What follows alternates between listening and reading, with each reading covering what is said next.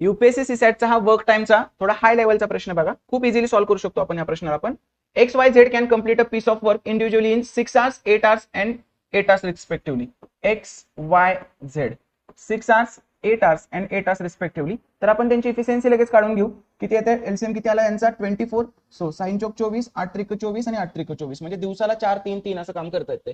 त्याच्यानंतर however only one person at a time can work in each hour and nobody can work for 2 consecutive hours.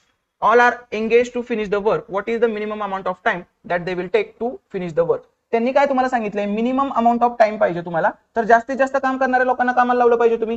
जास्त काम कोण करताय? X.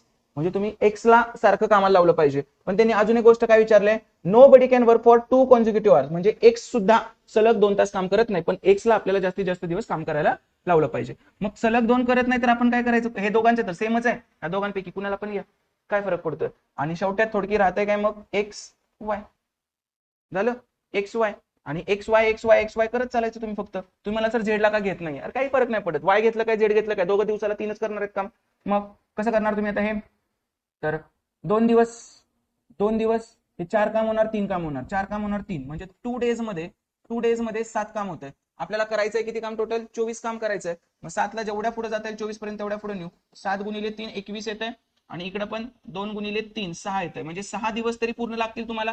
मग x Y complete झालं, परत एक्स काम करणार. सो एक्स पूर्ण 7 दिवस काम, एक दिवस काम करू शकत नाही, कारण एका दिवसात तो 4 काम करतोय. आपल्याकडे रिमेनिंग काम 3च आहे आता, म्हणजे पूर्ण 6, रिमेनिंग काम 3 आणि एक्सचं इफिशियन्सी किती आहे 4.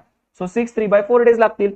3/4 आवर्स लागतील. डेज म्हणजे आवर्स लागतील. सो 3/4 आवर्स म्हणजे 45 मिनिट्स. म्हणजे तुम्ही काय म्हणू शकता, 6 hour 45 minutes.